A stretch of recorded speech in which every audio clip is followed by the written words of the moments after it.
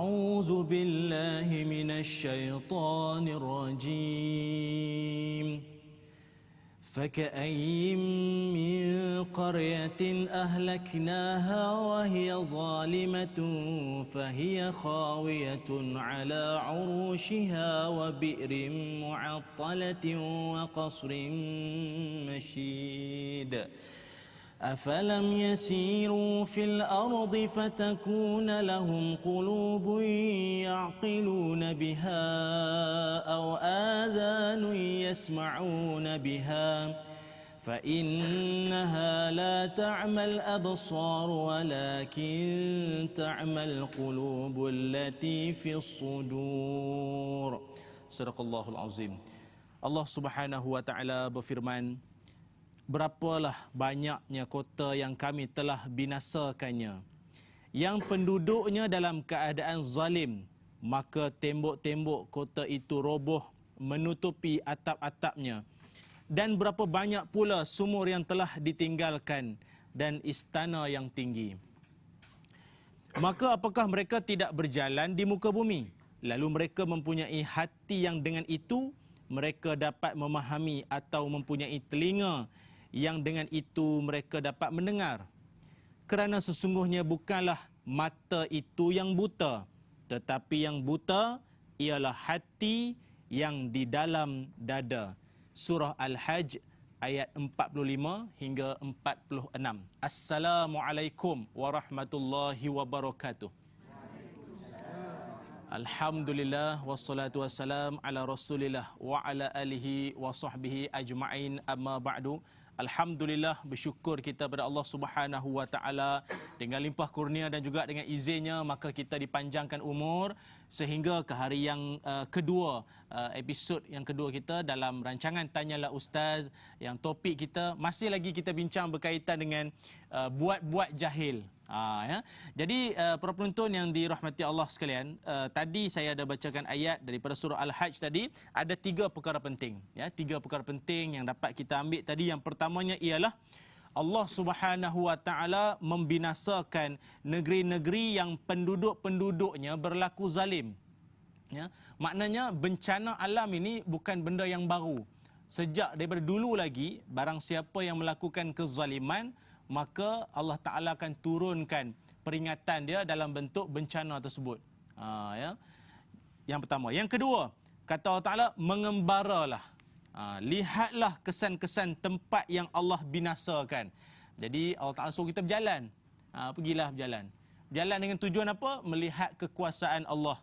Kalau pergi ke kawasan sebelah-sebelah negara Arab, ke Jordan, ke Mesir, lihatlah tempat-tempat yang Allah Ta'ala dah musnahkan kaum dulu ni, supaya kita ambil pengajaran, bukan setakat ambil gambar. Ni sibuk dia ambil gambar je, ya, tak ambil pengajaran. Apa yang berlaku, contoh kalau pergi ke Mesir tu ada piramid. Kan piramid tu kan Firaun dulu ni lah. Kita pergi jalan bukan setakat ambil gambar saja, tapi kita pergi tu kita ambil pengajaran. Ada tak sifat Firaun sikit dalam diri aku ni? Ada tak? Kan kalau kita astagfirullahalazim, ustaz kata kita jadi Firaun pula, tak. Ada tak sikit perangai Firaun tu dalam diri kita? Di tempat kerja, dalam rumah, bila bercakap, ada tak perangai Firaun tu? Itu tujuannya. Berjalan bukan berjalan saja. Itu tujuan. Yang kedua. Yang ketiga, kata Allah Ta'ala, buta yang sebenar ialah buta mata hati. Buta mata hati. Yang dikatakan mata hati ni apa? Kalau buta mata kita ini tak nampak jalan di dunia, tapi kalau buta mata hati tak nampak jalan ke akhirat. Itu beza dia. Orang kalau buta mata ni tak nampak jalan di dunia. Kan kalau blackout ke, tak nampak jalan. Tapi kalau buta mata hati, kita akan tak nampak jalan ke akhirat. Itu sebab orang bagi ingat ke nasihat ke ceramah, dia tak faham situ. Buat-buat jahil, buat-buat tak faham.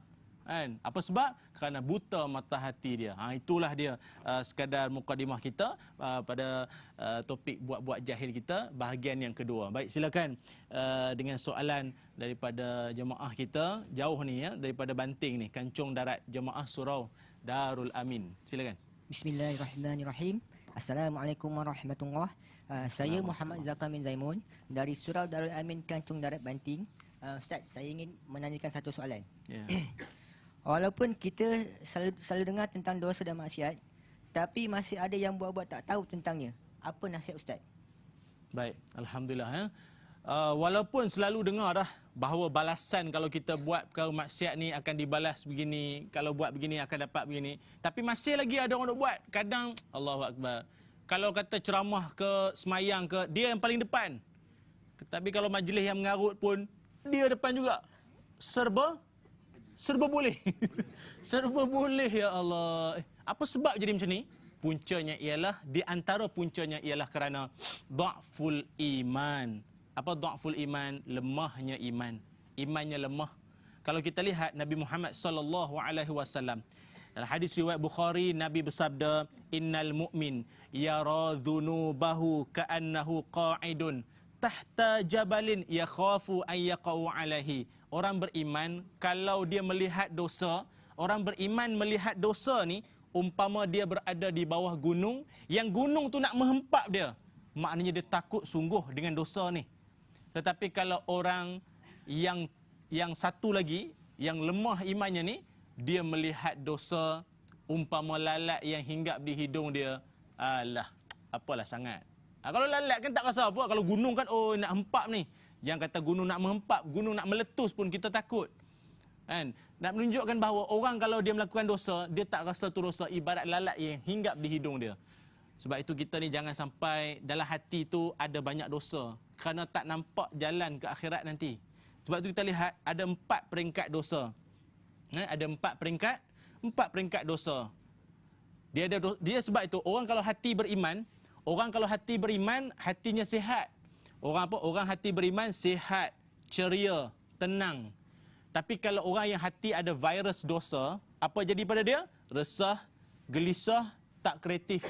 Orang kalau hati dia ada banyak dosa, dia jadi resah, gelisah. Walau duit banyak pun dia jadi tak tenang. Kita boleh beli tilam yang empuk, tapi tak boleh beli nyenyaknya tidur. Betul tak?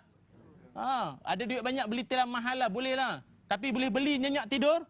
Tak boleh. Ada orang atas kerusi keras pun boleh tidur. Boleh? Faham tak faham ni? Kan? Jadi tuan-tuan, nak sebut apa?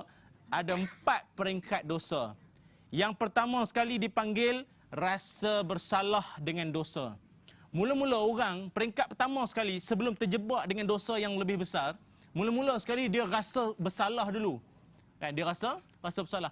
Sebab itu, orang yang melakukan dosa, sebenarnya dia tak normal.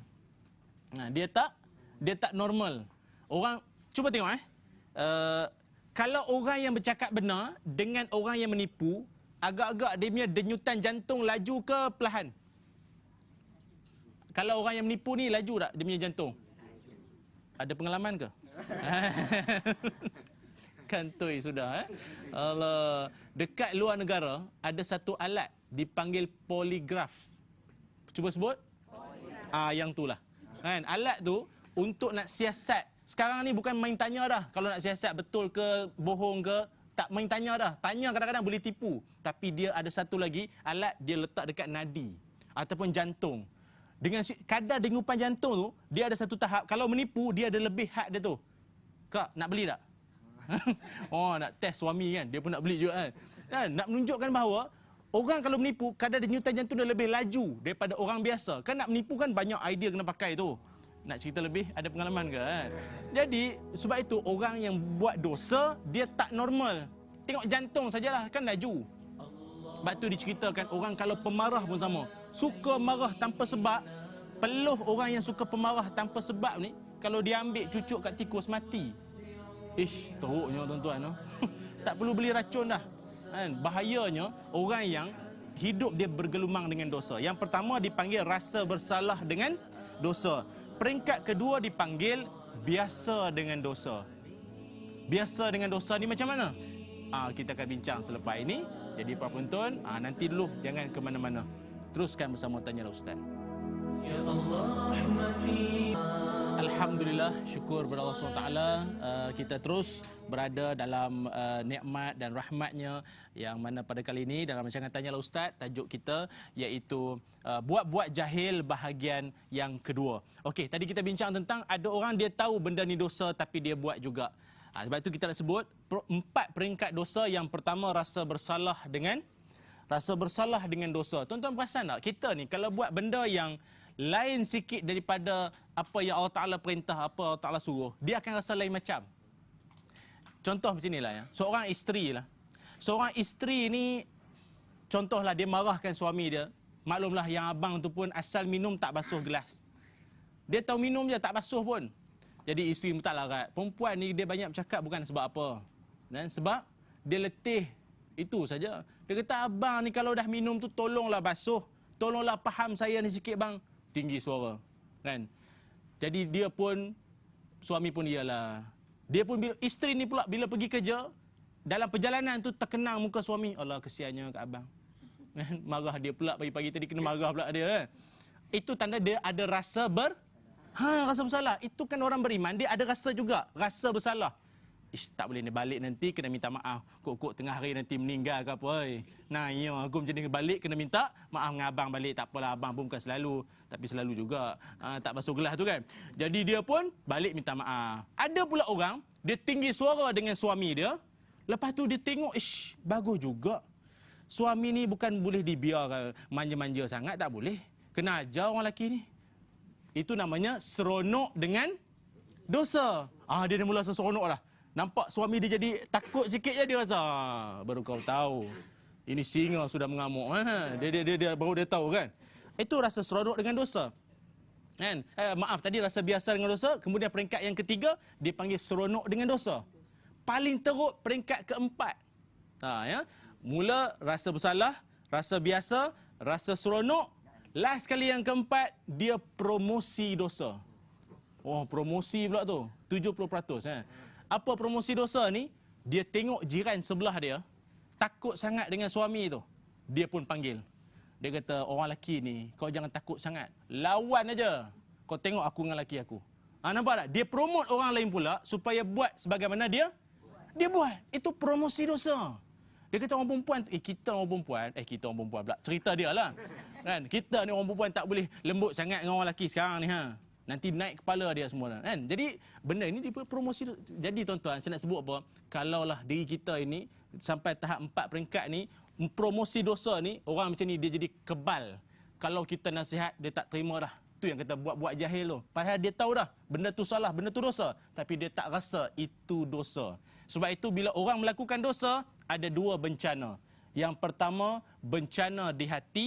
Yang kedua, bencana di bumi. Siapa buat dosa, ada 2 bencana. Yang pertama, bencana di hati. Apa bencana hati? Rasa resah, rasa gelisah, tidur tak lena, semayang tak rasa manis, sedekah pun tak terasa seronok. Orang ajak pergi dengar ceramah, mengantuk, dia tak rasa, tak rasa semangat, tak cukup tidur tu cerita lain lah. Ini tak minat. Yang kedua, bencana di bumi. Apa bencana di bumi? Hasil daripada melakukan dosa, Allah Ta'ala sebut di dalam surah Al-Ankabut ayat 40. Surah Al-Ankabut ayat 40, Allah Ta'ala firman, fakullan akhadna bizambihi. Maka kami, yakni Allah Ta'ala telah menurunkan azab seksa ataupun menurunkan bencana akibat daripada dosa-dosa mereka. Apa yang Allah Ta'ala turunkan? Angin ribut, letusan suara kuat, tenggelamkan dalam laut. Segala bentuk bencana yang Allah Ta'ala turunkan kerana dosa yang kita lakukan. Maka perbanyakkanlah mohon ampun pada Allah Ta'ala. Ya? Mudah-mudahan insya-Allah kita memahaminya. Wallahu alam. Silakan soalan berikutnya. Assalamualaikum Ustaz. Waalaikumsalam. Saya Kamisa binti Samiri ingin mengajukan suatu soalan. Ya. Ada ibu ayah tidak ambil tahu pasal anak-anak. Apa pandangan Ustaz? Okey, baik. Assalamualaikum. Mak ayah yang tak ambil tahu pasal anak-anak ya. Tuan-tuan rahmati Allah, anak itu nikmat, anak yang soleh solehah itu rahmat. Ada anak itu nikmat ya, tapi bila dapat anak yang soleh solehah itu rahmat. Rahmatnya anak bukan pada kuantiti. Ada orang dia bangga anak dia ramai, tapi ramai belum tentu dapat rahmat. Yang dikira rahmat kalau anak tu anak yang kata orang menjadi soleh solehah. Saya ada sahabat 12 orang anak. 12 orang tu kira Power Rangers tu. 12. Tak, akhir-akhir zaman ni kalau 12 tu kira hebat tu, no? Sebab sibuk-sibuk pun 12, hebat tu. Subhanallah. Saya pergi rumah dia. Kita pergi rumah dia, kata orang nak tumpang apa? Tumpang ilmu lah. Kan? Pergi rumah dia, tengah duk bersembang dengan bapa yang anak 12 ni. Tengah duk sembang dengan bapa dia, tiba-tiba merangkak satu budak kecil. Kan? Saya saja nak test bapa dia. Bang, yang ni anak nombor berapa? Kan ramai. Yang ni anak nombor berapa? Dia pun menung tengok anak dia yang ni. Yang ni lama mikirnya tu. Nak menunjuk kata ramai. Nombor siri tak ada. Kan? Ramai. Tapi adakah ramai itu penentu rahmat? Belum tentu lagi. Ramai saja tak guna. Yang penting anak itu, orang kata orang bukan kuantiti tapi oh hebat. Kan? Orang Banting ni kan. Orang maksudnya kualiti pada diri anak, tuan-tuan. Ada orang kadang terlalu sibuk kerja siang malam. Apa kata orang? Keluar pagi balik petang, ada kala sampai malam. Cari rezeki bawa pulang untuk orang yang tersayang. Sambung? Tak jadilah. Bersabarlah. Kan? Siang malam cari rezeki ni, tuan-tuan, kadang-kadang jangan sibuk cari rezeki sampai tak sempat menikmati rezeki. Tahu-tahu mati. Jangan. Sibuk sangat duk cari sampai tak sempat menikmati. Janganlah. Anak-anak kita tu, kesian. Sebab itu saya pernah buat, bila kita buat kadang khusus motivasi untuk ibu bapa dan anak. Kadang-kadang, tuan-tuan, kita boleh nampak anak tu rapat ke tidak dengan bapa mak ni, kita boleh nampak. Tanya pada anak-anak tu, dek, apa kehebatan ayah kamu? Oh, ayah saya, Ustaz, kalau dia boleh angkat almari sorang-sorang. Oh, habis mak kamu dalam almari. Oh, lagi canggih. Nak beritahu kata dia rapat dengan mak ayah tu. Maknanya kekuatan ayah dia tahu. Kamu pula, mak kamu apa hebat? Oh, mak saya dia boleh berpuasa lah. Oh, puasanya dengan semayang duha, selalu dia semayang. Kau tanya budak-budak, maknanya dia kenal sungguh mak dia. Kan? Ayah kamu pula, ayah saya kalau mencangkul tu satu hari, kalau dia boleh ni rumput semua habis dia cangkul. Dia buang habis semua rumput, tapi jangan lipas. Melompat dia. Maknanya dia kenal ayah dia. Tapi ada pelajar, kadang ada anak-anak saya tanya, "Dek, ayah kamu?" "Ayah saya, tak tahulah, ayah saya kalau saya jumpa mesti tidur." Maknanya ayah dia keluar sebelum matahari terbit, balik matahari pun tak ada dah. Maknanya tak sempat, tak ada masa. Lagi teruknya, kadang-kadang dalam rumah tu, ya Allah, terkejut ayah dia ni nak pergi kat peti ais nak minum air. Siapa ni? Budak tu kata, "Saya kan anak ayah." Oh, lupa orang. Punya lama tak jumpa, tuan-tuan. Kita nak sebutkan di sini, tapi tu teruk sangat tu, sampai tak pernah jumpa. Kan? Tuan-tuan yang dirahmati Allah. Maka kita lihat di dalam Al-Quran, surah Taha ayat 132. Surah Taha ayat 132. Allah Subhanahu wa taala berfirman, "Wa'mur ahlaka bis-salati wastabir 'alaiha." Surah Azim. Hendaklah kamu menyuruh ahli keluargamu mengerjakan solat dan hendaklah kamu tekun bersabar menunaikannya. Maknanya, sebagai ibu ayah, perintah yang pertama kita, suruhan pada anak-anak, nombor satu ialah solat, jaga solat. Sebab itu ada 4 nafkah. Yang pertama, nafkah agama. Itu perlu mak bapak beri kepada anak-anak. Kena ingat nafkah agama. Yang keduanya dipanggil nafkah fizikal. Nafkah fizikal apa dia? Kita memberi mereka tu makan. Sebab itu saya ingat dulu orang tua-tua kata, mendidik anak dari dapur. Apa maksud? Maksudnya bawa buku pergi kat dapur belajar. Bukan. Maksudnya apa yang diberi makan kepada anak-anak itu membentuk peribadi anak tu sendiri. Tuan-tuan pernah dengar tak kisah Imam Asy-Syafi'i rahimahullah? Imam Syafi'i kan, Masya Allah, hebatnya dia punya otak fikiran dia tu, hafalan dia cukup hebat, sampai tahap dia kalau dia baca, kena tutup muka surat sebelah. Pasal apa? Pasal takut terhafal. Tutup muka surat sebelah, takut terhafal. Maknanya dia hadkan fikiran dia, takut terhafal. Imam Syafi'i terhafal, kita terlupa. Kan canggih kita tu. Kalau Imam Syafi'i ada, hebat kita dia. Kan? Tapi satu ketika, apa yang berlaku ialah Imam Syafi'i dia ada sikit, lemah sikit dari sudut hafalan. Sampai guru dia pergi jumpa dengan mak Imam Syafi'i dan memberitahu bahawa Imam Asy-Syafi'i ni, kan, anak puan ni, maknanya PIBG ni daripada dulu lagi dah ada dah. Guru jumpa dengan ibu apa kan. Bagi tahu kata anak puan ni ada sikit masalah ataupun dia punya ingatan tu lemah sikit. Apa punca ni? Bagi makan apa puan? Nak tahu apa ibu Imam Syafi'i kata? Saya tak pernah bagi apa yang tak sepatutnya. Semua yang baik-baik belaka bagi.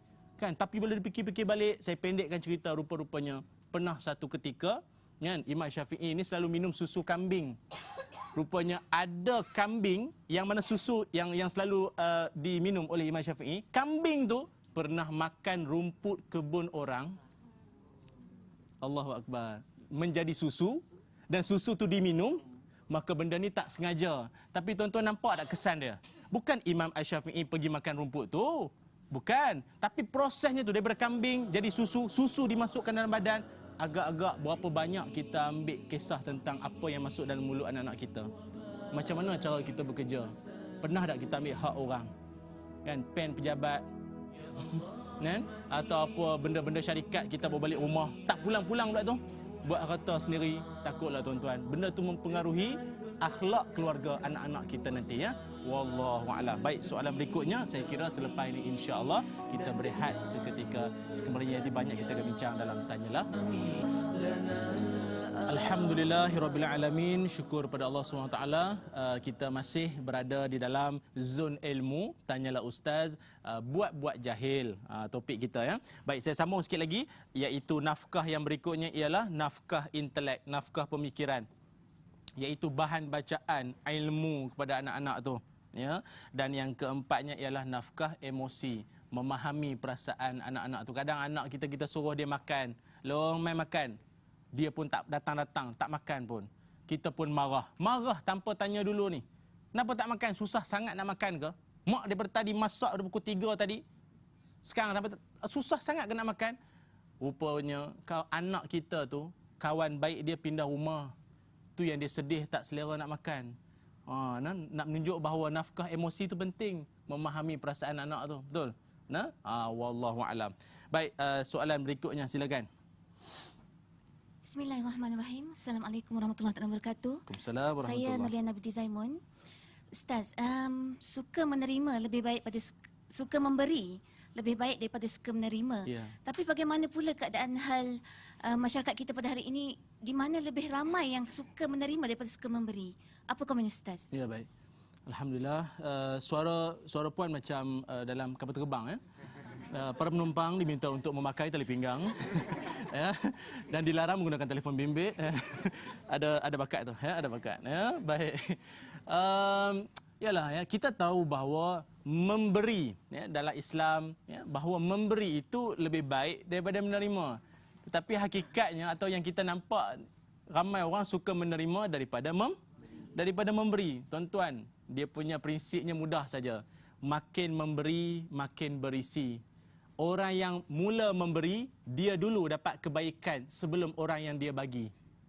Maksudnya kalau orang tangan yang memberi bunga ros, bunga mawar, tangan itu berbau wangi dulu sebelum orang yang terima tu, betul?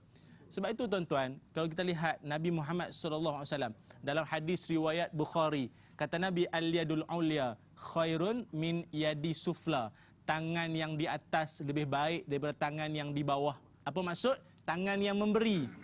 Tangan kanan memberi, sorokkan tangan kiri. Kan? Maknanya orang yang memberi itu di sisi Islam lebih baik daripada orang yang menerima. Tuan-tuan tengok Sebab itu orang yang berjaya, kan, orang berjaya, dia punya mindset dia, pikiran dia sentiasa nak bagi yang terbaik. Kalau dia buka restoran, niat dia nak bagi orang makan masakan paling terbaik, minyak-minyak yang elok yang dia guna. Kan? Ataupun bahan-bahan tu bahan yang bersih, yang elok. Macam mana dia nak jamu keluarga dia, macam tu dia nak jamu pada pelanggan dia. Kalau pelanggan datang komplain pun, "Kak, tadi masin terlebih lah." Dia dengan hati terbuka, "Oh, saya minta maaf. Tak apa, nanti saya ni balik bayar separuh sudahlah." Kan? Ini tak, dia lawan balik. Lidah awak tu. Awak dah makan garam kot kat rumah tadi. Pula bergaduh pula. Orang kalau niat dalam hati, kalau dia sebagai peniaga nak memberi, maknanya dia hati terbuka untuk menerima kelemahan diri dia. Berjiwa besar. Kan? Baik tuan-tuan. Jadi kalau kita lihat juga Allah Subhanahu Wa Taala. Allah Taala kan dalam Asmaullahul Husna kan, yang kita baca selalu itulah nas'aluka ya man huwa Allah tu kan. Antara nama-nama Allah ialah Al-Wahhab. Al-Wahhab tu apa? Maha memberi. Kan? Malulah kita kalau kita tak suka memberi, sedangkan Allah Taala maha memberi. Tuan-tuan, Allah Ta'ala maha memberi. Memberinya Allah, kadang-kadang kalau kita lihat, memberinya Allah sebelum diminta.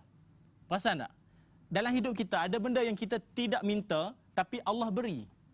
Perasan tak? Kadang-kadang kita terlupa nak minta supaya dapat suami yang soleh. Dapat tak? Menung nampak? Kan? Dapat tak? Dapatlah. Cuma dia dah fikir, bolehlah, kira bolehlah. Kan? Abang, kadang kita mungkin terlupa nak minta dapat isteri yang solehah. Dapat tak? Dia dah standby dah. Dia tahu dah. Tadi kita tanya. Kan? Kadang-kadang Allah Ta'ala memberi sebelum diminta. Kan? Kita tak minta pun supaya dapat muka handsome. Dapat tak? Laju. Alhamdulillah. Memang betul pun. Kan? Alhamdulillah. Kan? Kadang-kadang lagi teruknya, kadang kita terlupa. Kadang tak perasan. Ada tak orang minta supaya dapat oksigen? Tak ada nah, tapi dapat tak? Kalau minta pelik bunyi doanya. Allahumma rzuqnal oksigen, kan? Wa akhrujnal karbon dioksida. Pelik benar bunyi doa tu kan. Tak minta tapi Allah beri. Sayang Allah pada kita. Maha memberi Allah pada kita. Kan? Ada kalanya kita lihat bukan sekadar itu saja, malah Nabi Muhammad sallallahu alaihi wasallam baginda sangat gemar memberi. Sampaikan ada sahabat kata Rasulullah sallallahu alaihi wasallam, baginda ini seorang manusia yang kalau dia memberi seolah-olah tak takut miskin. Kalau dia bagi dia tak takut dah. Pernah satu ketika saya ingat kisah Nabi pakai pakaian baru, ada orang puji, cantiknya pakaianmu ya Rasulullah. Nabi orang puji, Nabi bagi baju tu kat orang tu. Kalau kita macam mana? Beli sendirilah. Kan? Tapi nak menunjuk bahawa Nabi berjiwa besar. Orang puji Nabi bagi. Allah hebatnya tuan-tuan. Kan? Baik. Dan nak menunjukkan bahawa orang memberi sebenarnya lebih bahagia daripada orang yang menerima. Percaya tak? Antara tuan-tuan dengan saya, siapa lagi bahagia? Kalau nak ikutkan saya lah. Sebab saya tengah memberi. Dan sebab lain lagi, biasanya orang yang bercakap, saya dapat hindar daripada risiko untuk tidur. Jadi saya bahagialah tak tidur. Pernah tengok penceramah tidur? Kita haruslah lena kan. Mana ada bahagia kita memberi. Jadi dalam hidup ini jadilah kita orang yang suka memberi. Hidup suami isteri pun samalah. Jadilah orang yang menerima ni dia banyak kecewa daripada bahagia hakikatnya ya. Wallahu alam. Silakan. Soalan berikutnya. Assalamualaikum Ustaz. Waalaikumsalam warahmatullahi. Saya Kamal bin Buimin. Ya. Soalan saya pernah jumpa orang yang tak suka dinasihati. Dia kata, aku tahulah, tak payah ajar aku. Macam mana Ustaz? Ganas betul orang tu ya. Aku tahulah, tak payah ajar aku ya. Banyak tuan-tuan. Tuan-tuan pernah jumpa ada orang tu? Tak mengaku nampak ya. Okey. Baik, biasanya begitulah tuan-tuan ya. Ada orang kadang kalau ialah dia kata apa? Aku lebih makan garam dulu dari engkau. Itu sebab darah tinggi. Ya. Kita tuan-tuan ya, kita lihat ya bahawa Nabi Muhammad sallallahu alaihi wasallam, baginda Nabi, cuba tengok Nabi dalam perang apa tu? Perang Khandaq bagaimana Nabi Muhammad sallallahu alaihi wasallam, Nabi menerima pandangan orang muda, Salman Al-Farisi. Kan mana Salman Al-Farisi memberi cadangan dalam perang Ahzab atau perang Khandaq itu supaya dibina ataupun digali parit. Cadangan itu datang daripada Salman Al-Farisi, anak muda. Baginda Nabi menerima pandangan anak muda nak menunjukkan Rasulullah SAW ni mesra teknologi. Nabi mesra teknologi. Selagi ianya memberi manfaat kepada Islam, Nabi terima. Ada orang kadang dia act lah. Kan? Padahal action lah. Dia berasa dia ni hebat, dia ego. Itu bahaya tuan-tuan. Sebab itu Nabi Muhammad SAW juga ada bersabda, ciri-ciri orang sombong antaranya ialah al-kibru batarul haq wa ghamtun nas. Kata Nabi, sombong ialah tidak menerima kebenaran dan menghina sesama manusia. Kan? Kita jangan kata orang tu sombong selagi dia tak buat dua benda ni. Yang pertama apa dia? Menolak kebenaran. Orang tegur, terimalah baik-baik. Suami tegur yang awak tu cakap perlahanlah sikit, kuat-kuat sangat cakap, jangan jerit macam tu. Kan tengok jiran sebelah, kan taat dia dengan suami dia. Isteri pun terima, oh ya ke bang, baik, astagfirullahalazim. Jangan menjawab pula, abang ni suami saya ke suami jiran sebelah? Yang duk backup sangat jiran sebelah tu kenapa? Kan? Itu sombong kalau menolak kebenaran. Seorang imam dia baca Bismillahirrahmanirrahim, nur. Sepatutnya Nirrahim. Makmum pun tegur, mam tadi Nirrahim. Lidah ni kadang-kadang kan dia lawan balik. Kadang-kadang ada orang begitu dia dah 30 tahun buat benda tu, datang anak muda nak tegur dia, siapa engkau? Kan mana sijil tengok. Oh pula dah. Kan tuan-tuan. Sebab itu ini orang sombong ni. Tu bahaya. Sebab itu kalau kita lihat zaman tabi'in dulu saya ingat. Zaman tabi'in seorang alim bernama Atha bin Abi Rabah. Atha bin Abi Rabah ni seorang alim yang cukup hebat di Mekah, antara anak murid Ibnu Abbas. Apa sifat dia? Sifat dia ialah yang pertama, dia tak bosan mendengar ilmu. Walaupun benda tu banyak kali dia dengar, tapi dia tak pernah bosan mendengar ilmu. Selalu dia dengar, kan? Dia tak pernah bosan. Dan lagi apa sifat dia lagi? Dia ni kalaulah ada orang anak muda datang meriwayatkan hadis pada dia, dia akan dengar, cara dia dengar tu seolah-olah macam baru pertama kali dengar. Bersungguh dia dengar, dia dengar sungguhlah. Kan? Padahal dia sudah dengar hadis tu sebelum anak muda tu lahir lagi. Hebat tuan-tuan. Nak jumpa orang tawaduk bukan senang tu. Saya pernah pengalaman satu kali nak semayang sebelah seorang yang saya boleh katakan pakcik lah taraf dia. Kita nak semayang ni, nak siap-siap nak semayang dalam soft ni. Saya pun makmum, dia pun makmum. Jadi dia pula saya nampak kaki dia dengan soft ni keluar sikit, dia ke belakang sikit. Saya kata dia pelan-pelan kan. Saya kata haji depan sikit. Saya pun tak tahu dia dah pergi haji ke belum. Tapi kalau dah pergi betul lah. Kalau belum pergi satu do. Saya kata haji depan sikit. Tahu dia kata apa? Tahu. Kalau tahu, pergi ke depan betul tak apa. Duduk situ tak bergerak. Dia seorang aja dalam satu soft panjang. Jadi dia seorang aja belakang sikit. Saya ya Allah, saya haji depan sikit haji. Dia pun dia pandang saya kecil besar lah kata orang kan. Dia tengok macam tu kan. Allahu Akbar tuan-tuan. Sebab itu saya nak sebut, kalau soft tak sama, bukan masalah kaki, tapi masalah hati. Betul tak? Kalau soft tak sama, bukan masalah kaki, tapi masalah hati. Saya tahu kita anak muda berbanding dia. Sebab itu solat jamaah mengajar kita supaya tawaduk. Walaupun yang duduk sebelah kita ni bos sekalipun, kalau kita ni sebagai pekerja dia, kalau kita tegur, dia kena ikut. Bos, depan sikit, potong gaji. Boleh ke macam tu? Tak boleh, dia kena terima. Solat jamaah mengajar kita tawaduk kan? Wallahu a'lam. Kita akan sambung selepas ini. Jangan ke mana-mana. Alhamdulillah, terima kasih kepada ibu, ayah, adik kakak semua yang berada di hadapan Kaca TV semua, berkaitan dengan topik kita, buat-buat jahil bahagian 2. Jadi saya rasa cukup jelas aku tadi berkaitan dengan orang yang jenis orang kata apa, bahaya penyakit sudah tahu ataupun bajet tahu, rasa tahu padahal dia banyak tak tahu tu kan. Sebab itu orang kalau rendah diri tinggi nilai, tapi kalau siapa tinggi diri rendah nilai. Itulah dia ya. Baik, wallahu alam. Silakan soalan berikutnya. Bismillahirrahmanirrahim. Assalamualaikum warahmatullahi wabarakatuh. Waalaikumsalam warahmatullahi. Saya Jamalia binti Jamil mengumpulkan soalan. Kita diciptakan sebagai hamba Allah, tapi tak ramai yang berwatak hamba Allah. Apa punjanya Ustaz? Ya, baik. Terima kasih puan atas soalan tadi ya. Ramai kita tahu bahawa kita ni diciptakan sebagai hamba Allah, tetapi tak ramai yang berwatak seperti hamba Allah. Ada yang berlagak seperti tuan, lagi teruk berlagak seperti Tuhan. Sebab itu apa kata Firaun dalam Al-Quran? Ana rabbukumul a'la. Akulah Tuhan yang paling tinggi, kata dia. Nampak? Bukan sekadar mengaku tuan, mengaku Tuhan. Teruk tuan-tuan, mengalahkan syaitan. Syaitan jahat-jahat pun tak adalah mengaku dirinya Tuhan. Malu kita kan. Tuan-tuan rahmati Allah. Baik, ada manusia, kita tengok ada 3 jenis manusia. Ada manusia yang bila dia hidup, yang pertama tujuan hidup dia apa dia? Memenuhi kehendak badan. Ada manusia yang hidup dia tujuan tu ya. Apa dia kehendak badan? Makan, minum, tidur, rehat, kahwin. Betul tak? Makan, minum, tidur, rehat, kahwin sampai masa meninggal. Best, selesai. Tamat riwayat, kesan, degil. Apa sabun pula jadi kan? Kita nak sebut ada manusia yang itu je tujuan dia. Kalau itu saja tujuan dia, sebagaimana surah Al-A'raf ayat 179, ulaika kal an'am. Kalau itu je tujuan dia, makan, minum, tidur, rehat, kahwin, maka mereka ini seperti haiwan ataupun binatang ternak sajalah. Allah tuan-tuan, malu kita. Takkan ini tujuan hidup kita saja? Tak. Kan? Yang keduanya, ada manusia yang hidup nakkan glamour, nakkan famous, dia nak ternama. Kalau ini tujuan hidup dia, sama, maaflah, ya, sama seperti burung apa?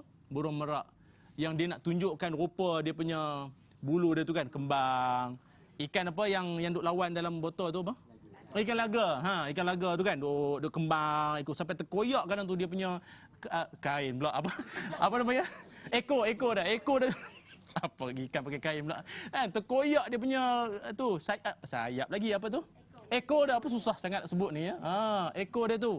Dia nak tunjuk ke orang. Kan ada manusia macam tu, nak tunjuk ke orang padahal dia tak ada apa pun. Nak tunjuk ke orang kan tuan-tuan. Ada orang tujuan hidupnya kerana semata-mata tu. Itu yang kadang sanggup tidur dengan kala jengking. Semata-mata nakkan nama, terjun daripada tingkat tinggi-tinggi. Kalau terjun hidup tak apa.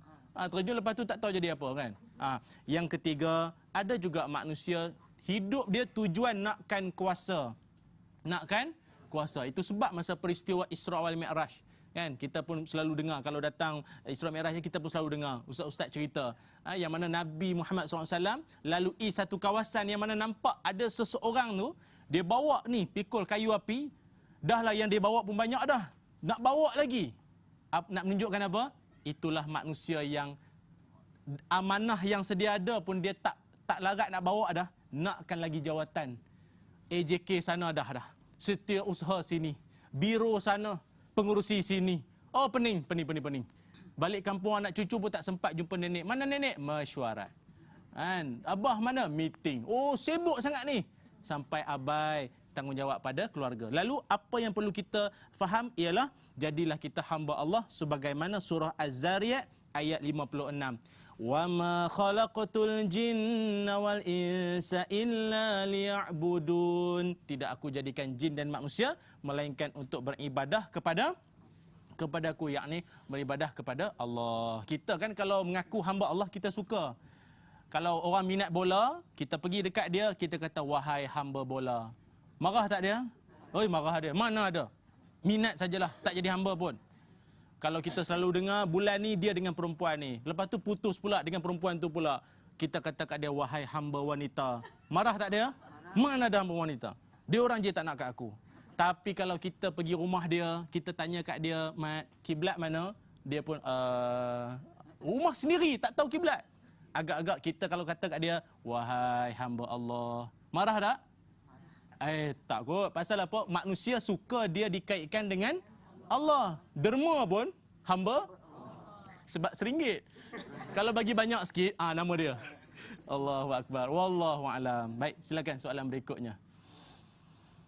Assalamualaikum Ustaz. Waalaikumsalam warahmatullahi. Saya Salina binti Kadar. Ya. Mohon apa tu? Mohon Ustaz kongsikan doa agar kesilapan kita diampunkan oleh Allah. Ya, baik. Baik, ini berkaitan dengan tips ataupun doa lah ya. Doa agar kesilapan kita yang kita dah tahu tapi kita buat-buat jahil diampunkan oleh Allah SWT. Tuan-tuan rahmati Allah, tengok ya. Allah Ta'ala tidak menerima doa dari hati yang lalai, itu kena ingat. Dan hadis ya, Nabi Muhammad SAW sabda, la yustajabu doa min qalbin ghafil lahin. Tidak diterima doa daripada hati yang lalai. Tengah duk doa, duk ingat kedai mamak. Tengah doa, duk ingat selipar tadi letak dekat rak nombor berapa. Duk ingat tu, kan lalai tu, tak bersungguh doa. Tengah doa duk sembang pula, lepas ni nak makan kat mana? Kan? Benda-benda ni semua menyebabkan kadang doa tak diterima. Baik, apa doa dia? Boleh tengok dalam surah Al-Baqarah ayat 286. Surah Al-Baqarah ayat 286. Kita pun selalu baca. Rabbana la tu'akhizna in nasina aw akhtana. Rabbana wa la tahmil alaina isran kama hamaltahu ala alladhina min qablina. Rabbana wa la tuhammilna ma la taqata lana bih. Wa'fu anna waghfir lana warhamna anta maulana fansurna 'alal qaumil kafirin. Amin ya rabbal alamin. Selalu berdoa. Doanya itulah. Mudah-mudahan kelupaan. Apa yang kita lupalah ya, bahasa apa yang kita lupa, apa yang kita leka, Allah Taala ampunkan. Baik, wallahu alam. Itulah dia ya, amalkan yang tu ya. Silakan soalan yang seterusnya. Assalamualaikum Ustaz. Waalaikumsalam. Saya Siti Rohani binti Daldiri ingin mengajukan satu soalan pada Ustaz. Sedih soalan dia. Apakah ciri-ciri orang bertakwa? Itu saja Ustaz. Terima Baik. kasih. Ya, sama. Agaknya orang tak akhir kot dia. Tak tahu bila nak jumpa lagi, sedih punya ya. Baik, apa ciri-ciri orang bertakwa secara pantasnya dan ringkasnya ada 7. Yang pertama, orang bertakwa beriman kepada perkara-perkara gaib. Surah Al-Baqarah ayat 3. Boleh tengok. Yang kedua, orang bertakwa mendirikan solat, jaga solat. Ya. Yang ketiga, menafkahkan sebahagian rezeki yang dia dapat. Ya. Yang keempat, yakin bahawa kehidupan di akhirat lebih baik. Wal akhiratu khairun wa abqa. Akhirat itu lebih baik dan lebih kekal. Yang kelima, bersabar hadapi kesempitan. Surah Al-Baqarah ayat 177. Orang bertakwa sabar hadapi kepayahan hidup. Yang keenam, memaafkan kesalahan orang. Kan ada orang kadang kan dia kata apa, saya boleh maafkan tapi luka tetap ada.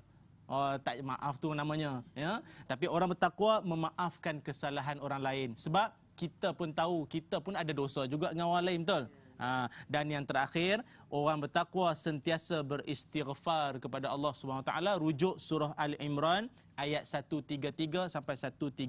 Baik tuan-tuan dan rahmati Allah, sebagai kesimpulannya, marilah sama-sama kita jadi di kalangan orang yang apa yang kita tahu membawa kepada sedar dan beramal. Ya, jangan sekadar kita tahu dan kita tak bawa pada sedar dan tidak beramal, itu lebih teruk. Maka jadilah kita di kalangan orang yang makin banyak ilmu kita dapat, makin banyak amalan yang kita laksanakan, insya-Allah. Mari sama-sama kita akhiri dengan doa.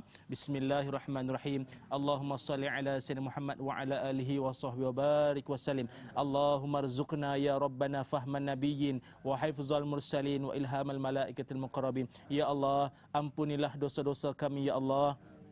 Ampunilah dosa-dosa dan segala salah silap ibu ayah kami. Ya Allah, rahmatilah mereka. Rahmatilah hidup ibu ayah kami, sama ada mereka masih hidup atau telah meninggal dunia. Ya Allah, berikanlah kami hidayah dan petunjuk agar kami sentiasa bersemangat untuk beribadah kepadamu ya Allah. Agar kami dikurniakan kemanisan, kelazatan dalam beribadah kepadamu ya Allah.